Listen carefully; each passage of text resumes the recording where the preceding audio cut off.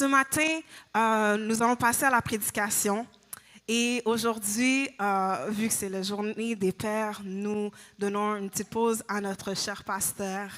Alors aujourd'hui, nous allons faire place à une personne. Je crois qu'un jour, là, il faudrait que ce soit un service tout simplement de femmes. Je pense qu'on peut faire ça. Hein? Oh! Yes! De A à Z, sur le drum. Hein? Oui? Oh, oui, OK. On va préparer ça. Une journée, un service, c'est tout simplement les femmes qui dirigent de A à Z. Mais pour aujourd'hui, nous avons justement une femme qui va avoir ce rôle d'apporter la parole. Alors, c'est une femme que nous aimons. C'est une mère de 3 enfants. C'est une entrepreneur. Oh, excusez, c'est vrai, 4. Oui, 4, excusez. Elle est tellement, Victoria est tellement discrète. Des fois, on peut l'oublier, mais elle est tellement aimante. Donc, 4 enfants, excusez-moi, une entrepreneuse, une femme respectueuse. Alors, ce matin, j'aimerais qu'on puisse se lever pour l'honorer, pour lui donner la place. Aujourd'hui, nous avons la ministre Sabine Marty qui va prêcher. Yeah! Est-ce qu'on peut lui dire prêche au nom de Jésus? Prêche au nom de Jésus! Alléluia! Béni soit l'Éternel! Béni soit l'Éternel! Béni soit l'Éternel! Alléluia! Alléluia! Merci Seigneur! Alléluia! Écoutez, je vous remercie vraiment pour l'encouragement, même si toute la gloire va à Dieu. C'est ma première prédication à vie ici. Alors on est bénis, hein? On voulait honorer les hommes ce matin, les pères surtout. Alors, on a pensé vous faire vous donner une petite pause comme ministre Katiana l'a dit. Alors, soyez bénis ce matin. J'espère que vous allez recevoir cet enseignement. Et puis, c'est pour les femmes aussi, mais soyez de toutes oui. Amen. Donc, ce matin, j'ai passé une semaine très difficile. J'étais très malade et j'ai bu tellement de thé gingembre. Grâce à ma belle-mère, elle m'avait donné une boîte. Et cette boîte-là, je ne savais même plus qu'elle était là. Puis j'ai trouvé ce thé gingembre-là hier. J'ai bu au moins 5 verres là. Je ne savais plus comment boire parce que je n'avais plus de voix du tout. Mais ce matin, je me suis réveillée avec la voix quand même. Alors le Seigneur soit béni. Alors ce matin, on va lire, avant de commencer aussi, j'aimerais juste honorer le pasteur Aramis avec le ministre Kenol et pasteur aussi. Vraiment, merci beaucoup pour cette opportunité. Ministre Odette aussi, merci beaucoup de me faire confiance ce matin. Joyeuse fête des pères aussi à vous et à mon mari aussi qui n'est pas là, le pasteur Caleb. C'est un papa extraordinaire. Nous avons 4 enfants, donc vous pouvez imaginer qu'on travaille très, très, très fort à la maison et avec toutes les occupations. Donc, je remercie le Seigneur d'être aussi béni avec un mari aussi extraordinaire. Amen. Donc, pour commencer, nous allons tout de suite ouvrir la parole. Nous allons lire un seul passage dans Proverbe 3, verset 56. Proverbe 3, verset 56. Et je vais le lire pour vous. « Confie-toi en l'Éternel de tout ton cœur et ne t'appuie pas sur ta sagesse. Reconnais-le dans toutes tes voies et il aplanira tes sentiers. » Encore, « Confie-toi en l'Éternel de tout ton cœur et ne t'appuie pas sur ta sagesse.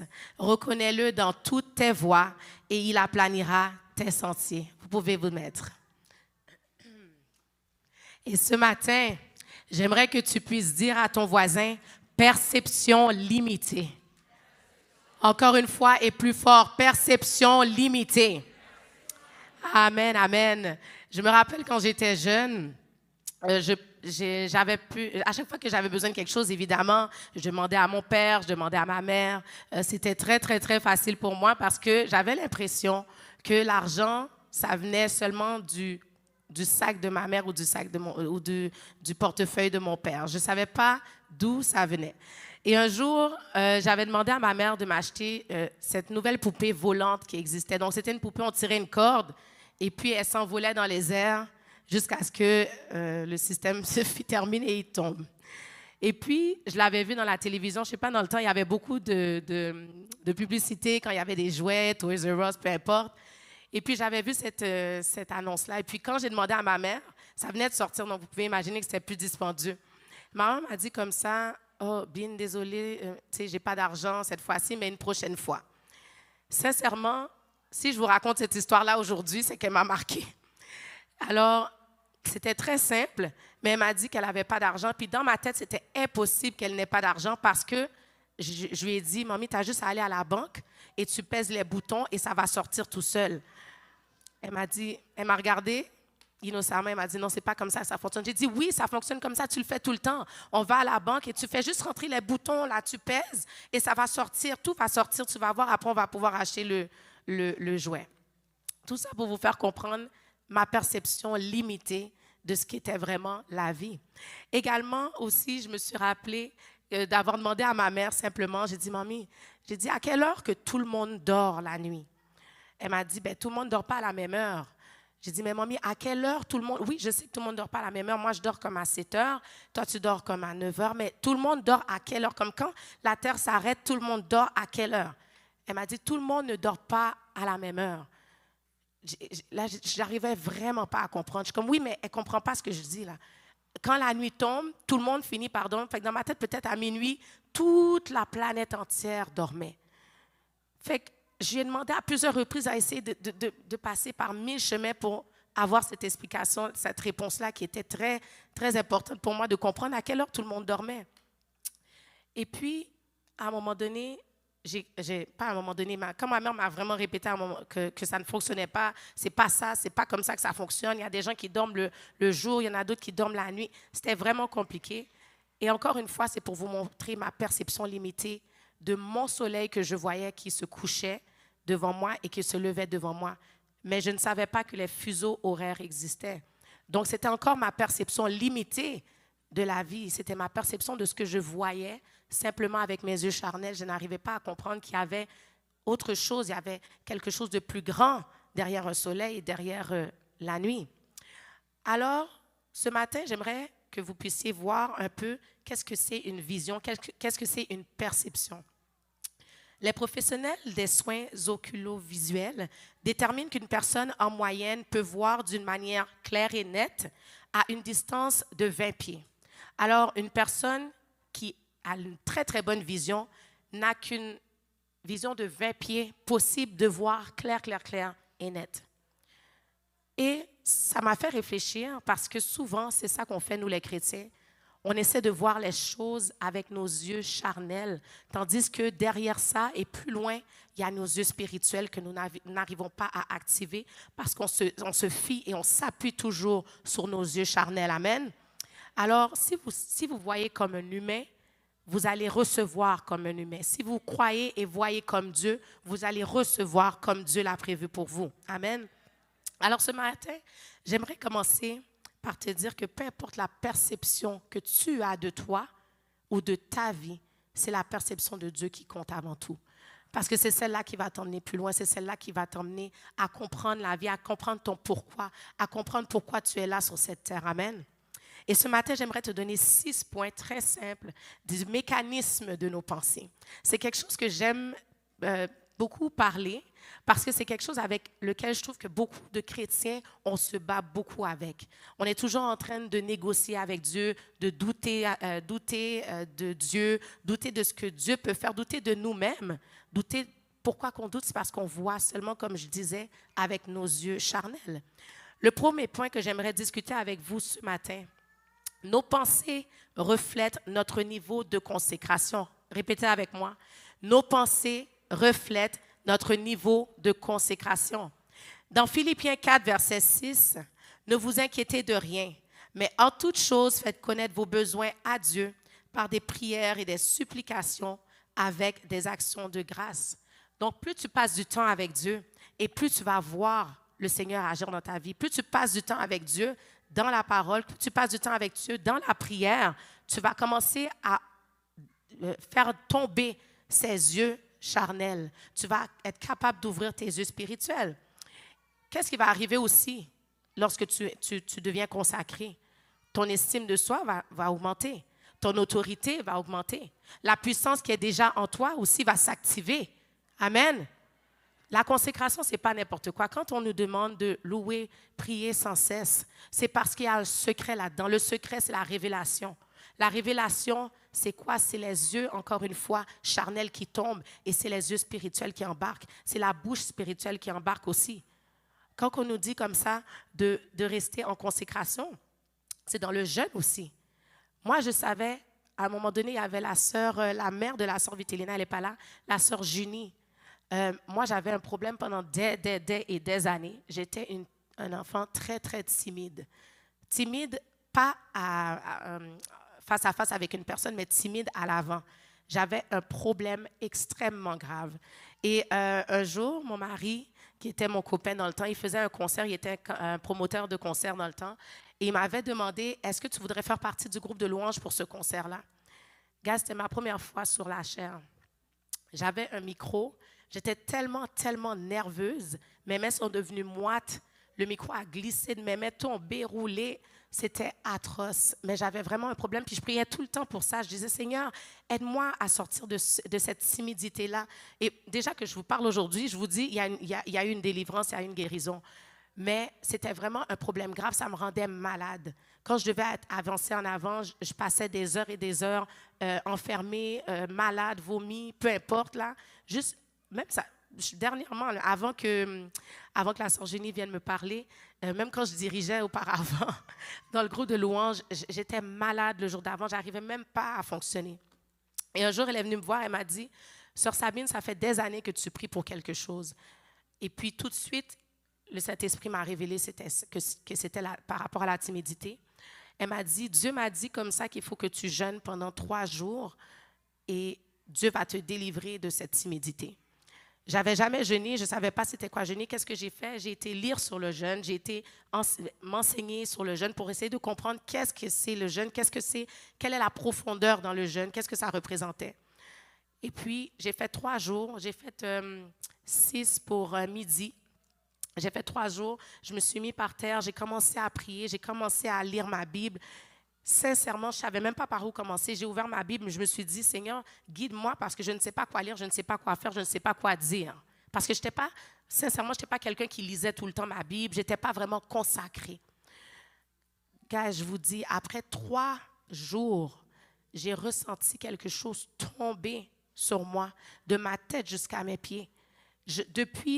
Même je sentais déjà la gloire de Dieu au travers de ces 3 jours, mais vraiment, le jeûne m'a libéré, m'a délivré. Et il y a des choses qui ne partent que dans la prière et dans le jeûne. Ce n'est pas pour rien que c'est écrit dans la Bible, parce qu'il y a des fois, on va combattre, on va prier, on va louer, on va adorer. Dieu te demande seulement un moment de consécration, toi et lui, et ton cœur à lui. On dit, il y a une phrase qui dit toujours comme ça, « Fais quelque chose de nouveau pour Dieu, il fera quelque chose de nouveau pour toi. » Ça, c'était mon nouveau pour Dieu, parce que je n'avais jamais fait ça. Prier, j'étais habituée. Lire, ça va, rien de quelque chose de routinier. Mais jeûner, c'est un sacrifice supplémentaire de consécration pour le Seigneur. Moi, j'y crois beaucoup, puis je jeûne souvent parce que j'ai vu la main de Dieu agir dans ma vie. J'ai vu la main de Dieu travailler dans ma vie au travers le jeûne. Et j'ai eu des guérisons, j'ai eu des délivrances et je suis délivrée de la timidité il y a bien longtemps. Amen. Pour moi, c'est une grosse bénédiction parce que j'étais tellement malade mentale. Puis à cause de ça, imaginez-vous que j'aurais peut-être raté cette opportunité-là aujourd'hui de pouvoir vous enseigner ce matin.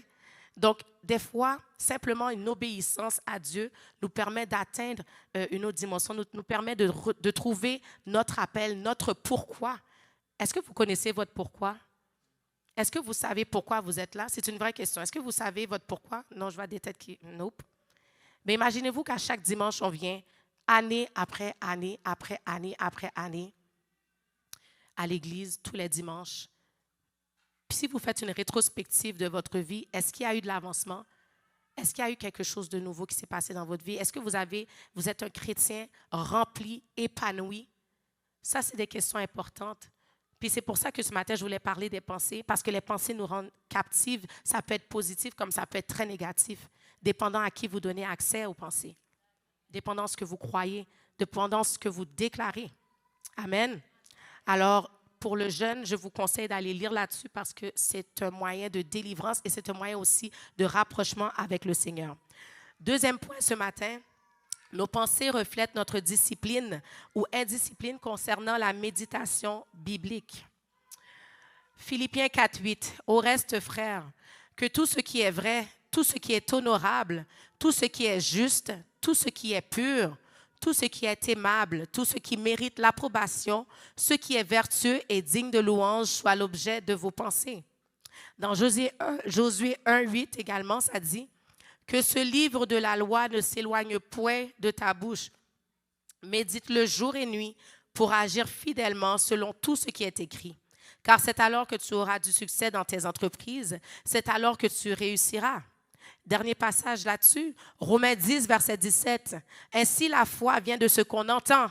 Répétez avec moi. Ainsi la foi vient de ce qu'on entend et ce qu'on entend vient de la parole de Christ. Encore. Ainsi la foi vient de ce qu'on entend et ce qu'on entend vient de la parole de Christ.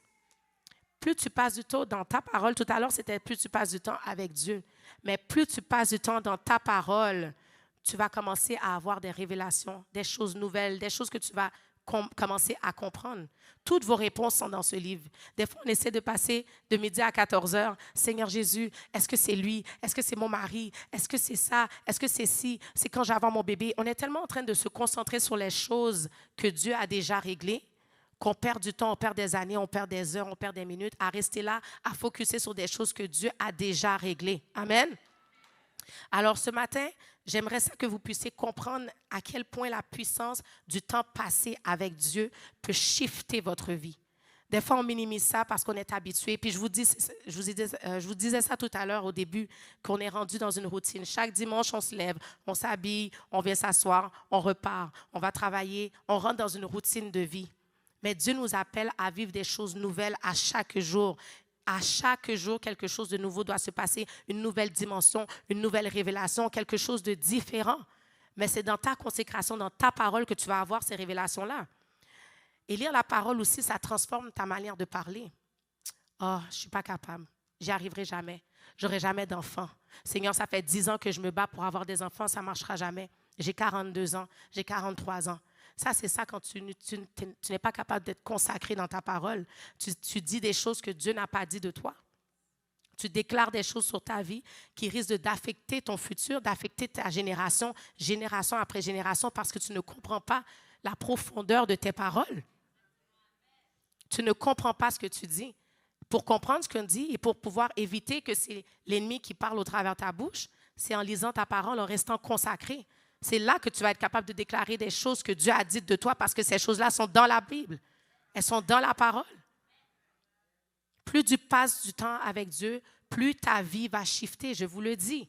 Vous allez avoir des compréhensions, des choses que vous n'avez jamais vues.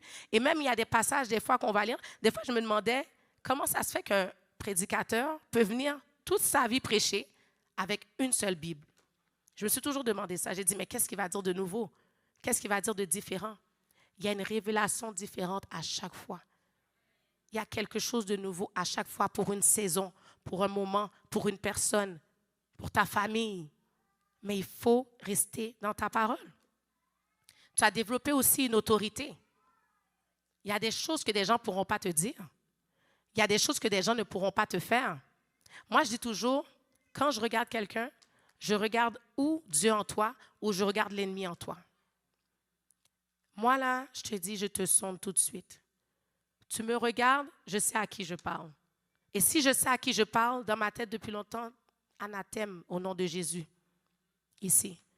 Parce que mes yeux savent que je suis capable d'avoir cette révélation-là parce que je passe du temps dans ma parole. Avec quelle autorité tu vas arriver lorsque quelqu'un vient te dire comme ça, écoute, Sabine, regarde, là, cette année, là, j'ai l'impression que tu ne passeras pas, là, ça ne marchera pas. Avec quelle bouche tu vas être capable de dire non, je refuse cette parole. Tu ne pourras pas le dire parce que tu ne sais pas. Tu ne connais pas ce Dieu-là. Tu connais un Dieu d'abandon. Tu connais un Dieu qui n'est pas capable de foncer, qui n'est pas capable d'avoir la foi. C'est ce Dieu-là que toi tu sers. Parce que tu ne lis pas ta parole. You don't know him. Quand tu prends le temps de lire ta parole et de prier, de jeûner, c'est là que les secrets, les révélations vont commencer à se manifester dans ta vie. Amen. Troisième point. Est-ce que c'était ma bouteille d'eau? OK, merci. Excusez-moi.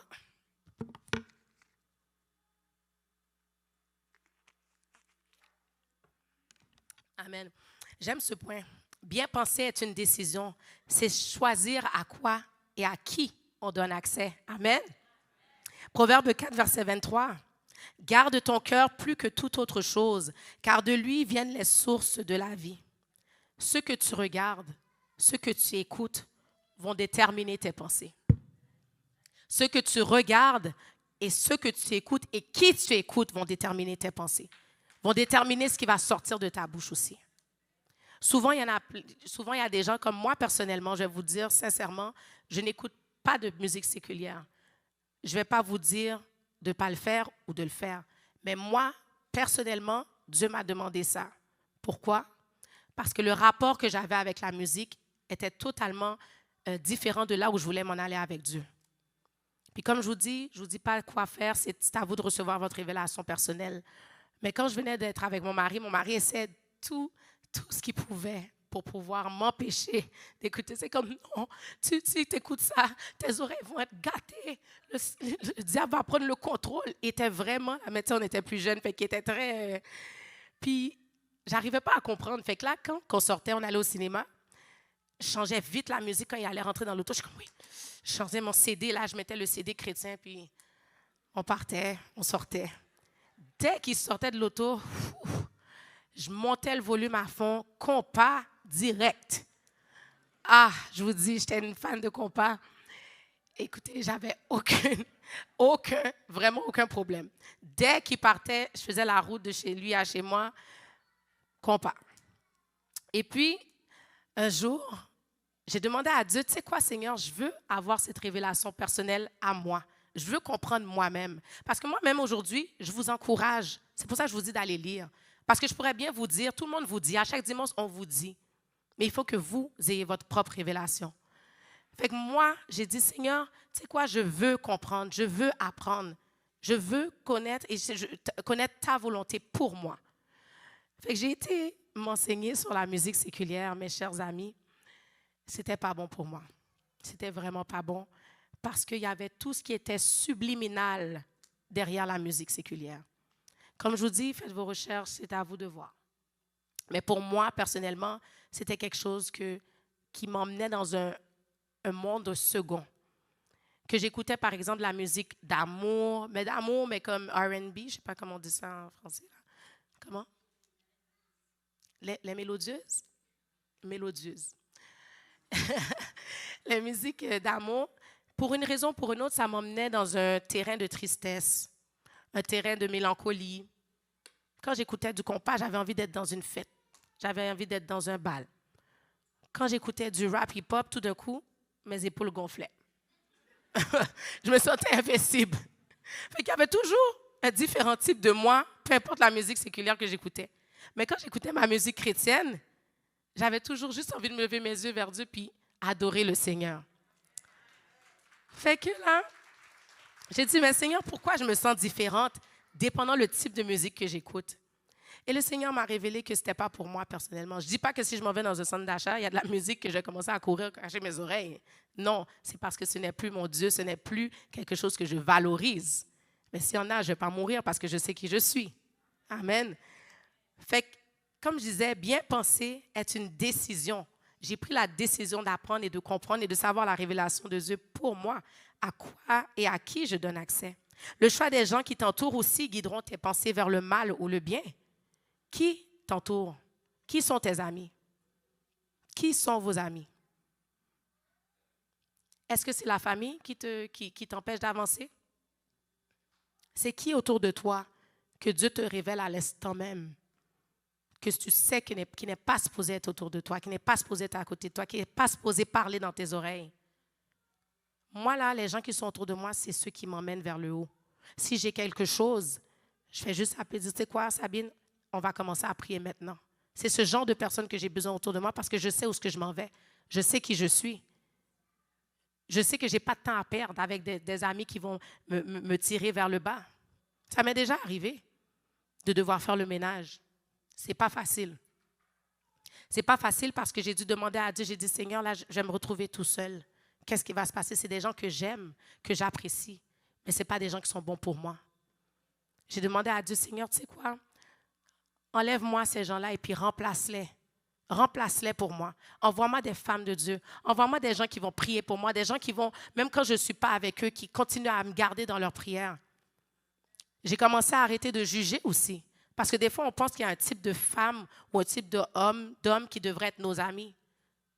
Oh non, elle est trop just comme, c'est pas possible. Elle ne pourra pas être mon amie. Oh non, elle est trop l'évangile, là, ça ne marchera pas.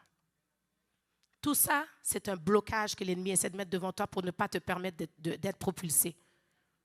J'ai demandé à Dieu, tu sais quoi, enlève-moi toute forme de jugement, toute forme de regard, ferme mes yeux charnels. Je veux savoir qu'est-ce que toi tu veux, qui tu veux qu'il soit autour de moi pour m'aider et à avancer. C'est ça que vous devez faire comme prière. Oui, les amis, c'est bien, mais ce n'est pas tout. Ce n'est pas tout. Parce que ces amis-là, ils vont continuer à avancer, eux. Pendant que toi, tu restes stationnaire, puis tu ne comprends pas que c'est l'ennemi qui veut te garder stationnaire. C'est une rétrospective aujourd'hui, puis je voulais que vous compreniez le mécanisme des pensées aujourd'hui parce que c'est ça qui va vous permettre d'aller de l'avant. Tout est ici. Tout notre blocage est ici. Si ici est en santé, ta vie est en santé, ta famille est en santé, ton école est en santé, tes finances sont en santé. Mais tout part d'ici. Même au niveau des finances. Tu sais que tu n'as pas besoin de cette robe. Tu sais que tu n'as pas besoin de ces souliers. Mais tout est ici, c'est un jeu. Tu sais quoi? Sûrement la saison prochaine, ça ne va pas sortir. Tu sais quoi? Sûrement que si je ne les prends pas maintenant, quelqu'un d'autre va l'avoir, puis c'est elle qui va être plus à la mode que moi. Peu importe la parole qui passe dans ta tête, tu sais que tu n'as pas l'argent. Pourquoi tu passes ta carte de crédit? Maintenant, quand tu viens pour acheter une maison, tu ne peux pas l'acheter parce que tu n'as pas de crédit. Pour des souliers, pour une robe, pour une perruque. Ah, Seigneur, j'aime ta parole. Guys, vous ne savez même pas. Mon mari est comme, oh ouais, dis ça, ils vont rire.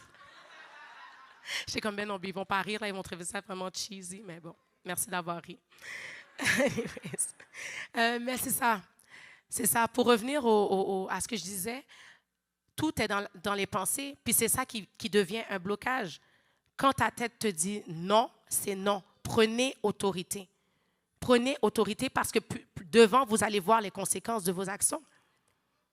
Quand je vous dis là que j'étais comme ça, puis moi, malheureusement, je n'ai pas été enseignée sur le crédit quand j'étais jeune. Fait que moi, la première carte que j'ai eue, je pensais que c'était de l'argent gratuit. J'ai eu une carte de 500 $. Je pense que même pas 2 heures après, le 500 $ était flambé, fini. Une première carte. On m'a vendu, je suis en train de marcher au Canadian Tire. Le monsieur a dit, madame, est-ce que vous voulez une carte de crédit aujourd'hui? Je dis, oui. Oui, c'est quoi, monsieur? C'est une carte, vous pourrez passer votre carte. Si vous n'avez pas de sous aujourd'hui, vous pouvez passer votre carte, puis ça va être réglé. Oh, je veux la carte, monsieur, tout de suite. J'ai demandé la carte tout de suite. Et voilà, et tout de suite, c'était terminé aussi. Mais je ne savais pas qu'il fallait que je paye par mois. Fait que pendant des années, j'étais bloquée au niveau de mon crédit à cause de cette carte de 500 $. Puis, avec les années, j'ai commencé à comprendre c'est quoi le crédit, puis je me suis réajustée. Mais c'est pour vous dire comme ça que vous qui êtes conscients de ce que le crédit cause, qu'est-ce que ça fait dans vos vies, s'il vous plaît, n'allez pas magasiner quand vous n'avez pas d'argent. Si tu n'as pas plus d'argent dans ton compte que ce que tu veux dépenser, ce n'est pas pour toi. Ce n'est pas pour toi. Donc, tout est dans les pensées. Les pensées négatives aussi affectent tes actions-réactions.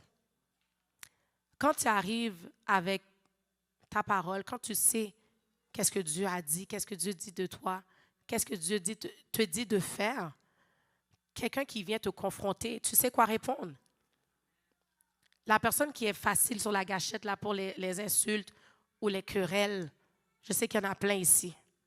Des femmes, des hommes mariés, dans les mariages, toujours prêts à discuter, kiff. Mais quand tu sais que la parole réside en toi, il y a des choses que tu vas dire, c'est quoi Seigneur, je laisse ça dans tes mains. Même si quelqu'un n'est pas marié, même avec des situations, il y a des gens qui conduisent tout fâchés. Dès que quelqu'un les coupe là, commence à essayer de couper l'autre personne. Tout ça, c'est parce que la parole ne réside pas en toi. C'est un contrôle de soi. Parce que quand tu viens pour réagir, tu es capable de dire non, Seigneur. Ça, c'est un piège de l'ennemi. Je le vois, je le comprends. C'est correct, Seigneur, ce n'est pas grave. Prends la place, c'est correct. Ça te remet en perspective. Numéro 4, demandons quotidiennement à Dieu de faire le nettoyage de nos pensées afin qu'elle puisse le glorifier. Dans Psaume 139, 23-24, « Sonde-moi, ô Dieu, et connais mon cœur. Éprouve-moi et connais mes pensées. Regarde si je suis sur une mauvaise voie et conduis-moi sur la voie de l'éternité. » Demandons à Dieu de nous aider à ne pas vouloir retourner dans notre passé. Demandons à Dieu de nous aider à ne pas vouloir retourner dans notre passé. Puis c'est ça que l'ennemi essaie toujours de faire, c'est de nous tirer vers l'arrière pour ne pas nous voir avancer. Est-ce que vous savez que l'ennemi sait plus qui vous êtes que vous-même? Il voit votre potentiel. Il sait que Dieu n'a pas créé n'importe qui. Il le sait. Depuis qu'on est les enfants de Dieu, il sait qu'on a déjà une longueur d'avance loin, loin, loin, loin devant lui. Il n'y a pas besoin de savoir qu'est-ce que tu vas faire. Non, moi, mon but, c'est de rôder et de la tirer vers l'arrière parce que je ne veux pas qu'elle avance. Parce que je sais que Dieu a mis quelque chose de grand en elle, parce que c'est son enfant, c'est l'enfant de Dieu. Mais si elle ne le sait pas, c'est juste ça que j'ai besoin de savoir. Si toi, tu ne le sais pas, c'est juste ça que l'ennemi a besoin de savoir. Fait qu'il va mettre toute forme de distraction chez toi. Enlève-moi les envies malsaines, l'amour du péché. Les amis, je sais que ce n'est pas facile, on vit dans ce genre de monde. 2023, c'est encore pire. En tout cas, pour moi. Dans le temps, peut-être, de nos parents, ils trouveraient peut-être dans les années 80 que c'était un monde vraiment à l'envers. Dans ma génération, quand je vois mes enfants, je suis comme, Seigneur, pitié. Pitié. Qu'est-ce que mes petits-enfants vont être? Dans quel monde ils vont grandir? Il n'y a rien d'évident. Qu'est-ce qu'on peut faire d'autre que d'être avec le Seigneur? Qu'est-ce qu'on peut faire d'autre que de léguer le Seigneur à nos enfants? On ne le fait pas, c'est l'école qui va le faire. On ne le fait pas, c'est les amis qui vont éduquer nos enfants. Puis je parle pour ceux qui n'ont pas d'enfants aussi, parce que ça va venir. Ça va venir, vous aurez des enfants. Vous avez des nièces, des neveux, peu importe. C'est pour notre prochaine génération qu'on est en train de se consacrer aujourd'hui. Aide-moi aussi à accepter tes volontés, Seigneur. Il y a beaucoup de choses qu'on vit. Dieu nous dit non, ce n'est pas pour toi, ce n'est pas ta saison. Mais parce que ici, ça dit, tu sais quoi, non, si je rate cette opportunité-là, même en affaires, moi j'ai une entreprise avec Guylaine, il y a beaucoup de choix qu'on a dû faire pour ne pas tomber dans le piège de l'ennemi. Quelque chose d'alléchant, quelque chose de beau, quelque chose qui fait du sens à nos yeux. Le 20 km, c'est 20 mètres, 20 km? 20 pieds, bon, même pas tout ça. 20 pieds. Le 20 pieds qu'on peut voir seulement. C'est là qu'on va tomber. Parce que quand Dieu nous dit non, ce n'est pas ta saison, ce n'est pas le moment, il faut être obéissant. Ça n'a pas de l'air d'être ça, mais plus tard, on va comprendre. Numéro 5. L'ennemi fait tout pour installer le doute dans nos pensées. Jean 8, verset 44. Vous avez pour père le diable et vous voulez accomplir les désirs de votre père. Il a été meurtrier dès le commencement et il ne se tient pas dans la vérité parce qu'il n'y a pas de vérité en lui. Je vais répéter ça. Vous avez pour père le diable et vous voulez accomplir les désirs de votre père. Il a été meurtrier dès le commencement et il ne se tient pas dans la vérité parce qu'il n'y a pas de vérité en lui. Lorsqu'il profère le mensonge, il parle de son propre fond car il est menteur et le père du mensonge. Le diable est menteur et le père du mensonge. Il te rend sensible à l'opinion des autres. Tout ce que les gens vont dire de toi, tu vas commencer à nourrir ça. Puis je dis toujours ça. Quand tu commences à nourrir ça, ça devient un plat gras, un plat dur à digérer. Arrête de te nourrir de l'opinion des gens, de ce que les gens disent de toi, de ce que les gens pensent de toi. Peu importe. Reste au pied de Dieu. Il met en toi le piège des comparaisons. Wow. Elle vient juste d'accoucher. Oui, moi, je viens d'accoucher aussi. J'ai 9 mois que mon bébé a. Mais j'aurais pu en voir une autre qui est comme elle. On a accouché en même temps. Elle ne me ressemble pas. Pourquoi elle est comme ça? Pourquoi elle est comme ça? Pourquoi elle est ci? Pourquoi elle est ça? Pourquoi il est grand? Pourquoi moi je suis petit? Le piège des comparaisons nous garde captifs. Captifs ici. Parce que Dieu nous a créés de manière parfaite. Il n'a pas fait d'erreur. Il n'a pas fait d'erreur. Tout est ici. Libère tes pensées. Répète avec moi, je suis parfaite. Je suis parfait. Je suis parfaite. Je suis parfait. C'est le piège de l'ennemi. Il faut avoir une vision comme un aigle, pas comme un dindon. Les dindons, ça reste à terre, ça ne vole pas. Mais un aigle, ça vole haut. Ça survole tout. C'est cette vision-là que vous devez avoir pour vos pensées. C'est ça qui doit voler dans votre tête. Parce que les autres pensent, parce que les autres disent, non, je sais qui je suis. Ça, c'est un aigle. Comment prendre autorité sur nos pensées? Et ça va être un passage que j'ai demandé à la régie de mettre, s'il vous plaît, Éphésiens 6, 11. C'est un passage que j'aime beaucoup parce que ça décrit tout. Éphésiens 6, 11, c'est possible de le mettre. Sinon, je vais juste commencer à la lecture. OK. Revêtez-vous de toutes les armes de Dieu afin de pouvoir tenir ferme contre les ruses du diable. Car nous n'avons pas à lutter contre la chair et le sang, mais contre les dominations, contre les autorités, contre les princes de du monde des ténèbres, contre les esprits méchants dans les lieux célestes. C'est pourquoi prenez toutes les armes de Dieu afin de pouvoir résister dans le mauvais jour et tenir ferme après avoir tout surmonté. Tenez donc ferme et à vos reins la vérité pour ceinture, revêtez la cuirasse de la justice. Mettez pour chaussure à vos pieds le zèle que donne l'évangile de paix.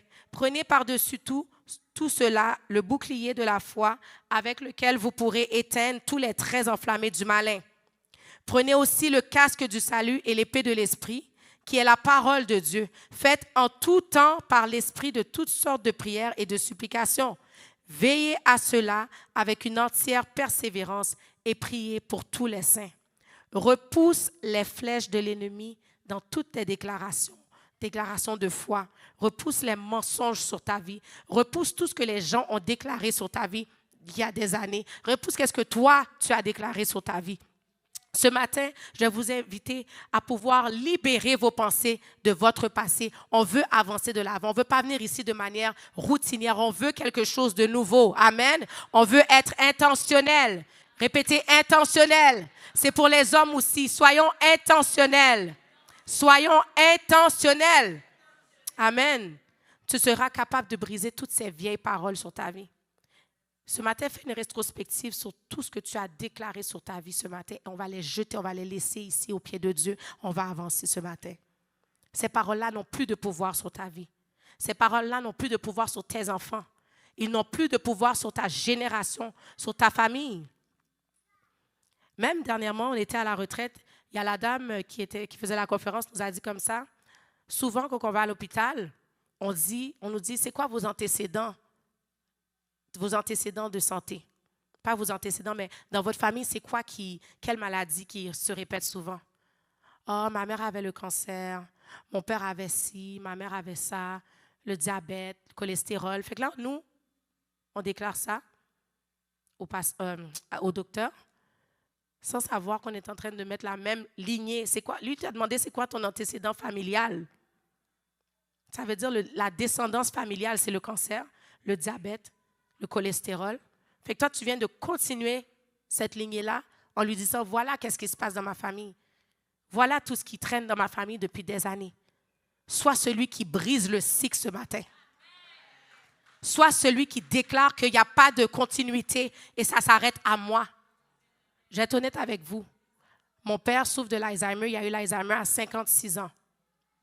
Il est dans un centre maintenant. Il a fêté son 65e anniversaire dans un centre avec des personnes qui ont 80 ans, 90 ans, peu importe. Mon père, la perception que j'avais de lui, c'était quelqu'un de fort. Mon père, toutes ces années, il a fait des compétitions de musculation. Donc, il s'entraînait le matin, le soir. Il s'entraînait avec Ben Johnson, Bruni Surin, au Centre Claude Robillard. Il était très, très, très, très, très sportif, très musclé. Je voyais mon père manger comment ça s'appelle là? Des épinards, des œufs crus, là. Il cassait ça, puis comme, oh, il mangeait ça. J'ai jamais vu mon père manger du riz, du porc ou quoi que ce soit. Il était très, très, très responsable au niveau de sa nutrition. Et puis, quand on a appris qu'il était malade, il était en train de s'entraîner pour faire une compétition. Et malheureusement, c'était sa dernière compétition. C'était en 2013. Il a gagné la compétition de musculation encore une fois. Il est dans un magazine en plus en 2013, dans le magazine de musculation. Et imaginez-vous ma perception de mon père. Quand j'ai appris à connaître mon père, quand j'avais la conscience, je voyais mon père comme un homme fort, invincible. Quelqu'un que personne ne pouvait détrôner parce qu'il était musclé, il était costaud. Il me prenait avec une main, là. Il s'entraînait avec moi le matin avant de partir. C'est à ce point-là que je le voyais comme un grand héros, un grand fort. Et puis quand j'ai vu que la maladie l'a frappé, ça a été très, très difficile. Très difficile. Surtout quand je le voyais dans le centre, qui devient carrément comme un bébé. L'Alzheimer, c'est atroce comme maladie. Mais, quand j'ai appris que mon père était malade, ici, ça jouait beaucoup sur moi. J'avais l'impression de tout oublier. Chaque fois, je déclarais, oh mon Dieu, j'ai l'Alzheimer B, ça ne va pas, je suis en train d'oublier. Je devenais paranoïaque. Parce que j'étais comme Seigneur, c'est sûr que c'est comme si c'est de génération en génération. Ma grand-mère l'avait, ma tante là, mon père là. Fait que je suis comme, I'm next. C'est sûr que je suis la prochaine. Fait que là, c'est sûr que moi, j'ai plein d'enfants. Fait que dès que j'oubliais quelque chose, je suis comme, oh, voilà, et voilà, je l'ai. Là, je commençais à pleurer. Là, mon mari devait me consoler comme, non, tu n'es pas malade, tu n'as rien. Puis un jour, je me suis dit, tu sais quoi, Seigneur? Peu importe le cycle qui se passe dans ma famille, je vais le briser. C'est un cycle qui ne me suivra pas et ne suivra pas mes enfants. Fait que j'ai commencé à prendre autorité sur mes pensées. J'ai commencé à arrêter de déclarer que je suis malade, arrêter de déclarer que j'ai l'Alzheimer, parce que, je vous dis, ça faisait partie de mon quotidien. Tous les jours, je pensais que j'étais malade. Mais à cause que la parole m'a libérée de ces pensées, je suis capable de déclarer quelque chose d'autre qui va me permettre d'avoir une fin heureuse et vivre selon ce que Dieu veut que je vive. Imaginez-vous quelqu'un qui reste là à penser qu'elle est malade, elle est malade. Vous voyez tous les jours et les nuits et les heures que je perds, que je ne peux plus récupérer. Parce que je suis concentrée à nourrir ce que l'ennemi veut mettre en moi. Je suis concentrée à perdre du temps, à penser à des choses que Dieu a déjà réglées, à la place de faire les choses que Dieu m'a appelé à faire. Fait que j'ai brisé ce cycle. J'ai brisé ce cycle au nom de Jésus. C'est ce que vous devez faire dans vos vies aussi. Arrêtez de dire, maman, t'es cancer, maman, t'es malade, peut-être moi-même malade tout. Non, vous n'avez rien, vous n'aurez rien dans le nom de Jésus. Nous sommes des personnes en santé. Nous sommes guéris. Oui, c'est vrai qu'on a mal aux genoux. Oui, c'est vrai qu'on a mal aux reins. Déclarez, je suis guéri. Je suis guéri, je n'ai pas mal. Oui, on sent la douleur. Je n'ai pas mal. Je vais bien. Oh, qui j'en est bon, on connaît. Fatigue. On connaît. Pied, dos. Non, ça va bien dans le nom de Jésus. Puis je parle pour moi aussi, là. Je ne suis pas en train de dire que je suis parfaite, là. Je suis en train de vous dire comme ça qu'il faut qu'on change, on transforme notre manière de parler. Il faut qu'on transforme nos pensées. C'est un travail au quotidien. Quand tu veux déclarer quelque chose, déclare le contraire. Tu penses quelque chose, tout de suite, arrête tout de suite tes pensées. Quelque chose qui t'emmène quelque part où ce que tu ne veux pas être. Interromps cette pensée. Ne la laisse pas mariner dans ta tête. Dès que quelque chose est en train de te déranger, tout de suite, non. Commence à louer, commence à adorer, commence à chanter. Fais quelque chose d'autre. Mais ne marine pas cette pensée parce que c'est là que l'ennemi va t'avoir. Alors ce matin, on va se lever. On va se lever puis on va déclarer ce matin que l'ennemi n'aura pas ta santé. L'ennemi n'aura pas ta santé, il n'aura pas ton mariage. L'ennemi n'aura pas ta santé, il n'aura pas ton mariage, il n'aura pas tes enfants. Et il n'aura pas ton église. Il n'aura pas ton église parce que c'est là que Dieu t'a placé pour recevoir et être enseigné. Il peut même te détourner de là où tu es pour recevoir tes enseignements puis t'envoie ailleurs parce qu'il veut te détourner. Il faut que tu saches qu'est-ce que Dieu veut pour toi. Ce n'est pas parce que tout le monde s'en va dans telle église, moi aussi je vais aller. Non, Dieu a quelque chose pour toi quelque part. Ça peut être ici, ça peut être ailleurs, mais sache que là où tu es bien. Là où tu es bien. Il faut faire attention. Il faut faire attention. Parce que tu viens court-circuiter le travail de Dieu.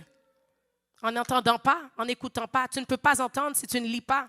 Tu ne peux pas entendre si tu ne pries pas. Tu ne peux pas entendre si tu ne jeûnes pas. Quelque chose de nouveau doit se passer dans ta vie. Quelque chose de nouveau doit se transformer dans ta vie à partir d'aujourd'hui. Arrête de répéter les dimanches. Arrête de devenir religieux avec tes dimanches. Transforme ta vie pour toi. Parce qu'à un certain âge, tu vas dire, Seigneur, voici les années se sont écoulées. Qu'est-ce que j'ai accompli? Qu'est-ce que j'ai fait? Moi, c'est ma peur de voir que j'arrive à un certain âge puis je suis comme, Seigneur, si j'avais fait ça, si j'avais fait ci, qu'est-ce que je serais? Tout ce questionnement, ce doute de savoir qu'est-ce que j'aurais été. Toutes les promesses que tu avais sur ma vie, je n'ai pas pu les permettre de s'accomplir à cause de ma désobéissance, à cause de mon manque de consécration. Tu sais quoi? Commence par 10 minutes par jour. Fais juste 10 minutes. Après ça, le Seigneur va commencer à augmenter ton envie de lire, ton envie de prier. Ce n'est pas facile, mais simplement dès que tu dis « Oui, Seigneur », il va faire un pas en avant pour toi. Tu fais 2 pas, il va faire 4 pas pour toi. Mais tu dois commencer aujourd'hui. Amen. Alors ce matin, on va prier. On va demander à Dieu de pouvoir nous libérer nos pensées, nettoyer nos pensées. Amen. Prions ensemble. Père éternel, Seigneur Dieu, ce matin, Papa, nous voulons prendre autorité. Prendre autorité, Seigneur Jésus, sur nos pensées. Papa, ce matin, nous avons reçu ton enseignement. Ton Saint-Esprit, Seigneur Jésus, est dans la place, Seigneur Dieu. Et nous voulons le voir, Seigneur Jésus, travailler en nous, Papa. Transformer nos cœurs. Transformer ce que nous recevons, Seigneur Dieu. Transformer notre manière de parler ce matin, Papa. Père éternel, Seigneur, nous savons que dans le nom de Jésus, la victoire nous appartient, Papa. Le diable n'a aucun pouvoir sur notre santé. Le diable n'a aucun pouvoir sur nos familles. Le diable n'a aucun pouvoir sur nos mariages. Le diable n'a aucun pouvoir sur nos finances. Papa, dans le nom de Jésus, ce matin, quelque chose va changer. Ce matin, quelque chose a changé, Seigneur. Ce matin, Papa, nous ressortons de là, Seigneur, remplis, Seigneur Jésus. Nous ressortons de là, Seigneur, avec une nouvelle dimension, avec une nouvelle compréhension de toi, Papa. Nous voulons, Seigneur, jeûner devant toi, Papa. Nous voulons recevoir, Seigneur, tous les secrets, toutes les bénédictions, Papa, que tu as pour nous. Nous voulons recevoir, Seigneur Jésus, ta gloire, Seigneur. La puissance du Saint-Esprit réside en nous. Nous voulons l'activer ce matin. Nous voulons activer la puissance du Saint-Esprit. Nous voulons activer, Seigneur Jésus, tous les cadeaux que tu as pour nous, Papa. Tout ce que le diable a volé, Seigneur, chez nous, nous le reprenons ce matin dans le nom de Jésus. Ça nous appartient, Papa. Nous sommes tes enfants, Seigneur. La victoire nous appartient, Papa. La guérison nous appartient, Seigneur Jésus. Tout ce qui est à nous, Seigneur Jésus, est à toi également, Seigneur Jésus. Le diable n'a rien. Il ne possède rien, Papa. Il ne possède rien, il est un menteur ce matin. Nous savons, Seigneur Jésus, que tout ce que tu vas faire ce matin, nous savons que quelque chose de nouveau, nous déposons tout cela à tes pieds, Papa. Quelque chose de grand va se passer dans nos vies. Des témoignages vont exploser, Seigneur Jésus. Des gens vont se lever pour toi, Papa. Nous allons comprendre, Seigneur, notre pourquoi, Papa. Et commencer à opérer dans l'esprit. Commencer à opérer, Seigneur, dans cette église. Commencer à opérer dans notre vie, Seigneur, sociale. Mais papa, nous voulons travailler, nettoyer notre entourage, Seigneur Jésus. Travailler nos oreilles, tout ce que nous regardons, tout ce que nous écoutons, papa. Nettoie, Seigneur Jésus. Fais, Seigneur Jésus, quelque chose de nouveau. Nous voulons, Seigneur, recevoir tout ce qui est bon, tout ce qui est pur, Seigneur Jésus. Tout ce qui est saint à tes yeux, papa. Nous voulons te plaire, Seigneur. Nous voulons te plaire, papa. Nous voulons simplement faire ta volonté dans notre vie, papa. Merci pour ce que tu as fait ce matin pour nous, papa. Nous te disons merci en avance. Parce que nous déclarons, Seigneur, que la victoire nous appartient. Nous déclarons, Seigneur Jésus, que nos vies sont transformées. Nous déclarons, Seigneur, que notre famille est transformée à cause de nous, Papa. Nous sommes le début de la lignée de la victoire, Papa. Nous sommes le début, Seigneur Jésus, de nos générations, Seigneur, d'une génération qui ne dira pas que nous sommes malades. Nous sommes le début d'une génération, Seigneur, qui prend le contrôle, Papa. Nous sommes le début d'une génération, Seigneur Jésus, qui reprend, Seigneur Jésus, ses armes, Papa, devant l'ennemi. Qui ne fléchit pas, Papa. Qui ne fléchit pas, Seigneur. Devant toi, Papa, nous voulons te plaire. Nous voulons te servir, Papa, d'un cœur pur, d'un cœur sincère, Papa, ce matin. Merci, Seigneur Jésus, pour la révélation. Merci pour ta parole, Papa. Merci, Seigneur Jésus, pour tout ce que tu vas faire pour nous, Papa. Que ton nom soit élevé, Seigneur, ce matin. Que ton nom soit béni, Papa. Dans le nom de Jésus, nous t'avons prié. Amen. Soyez bénis.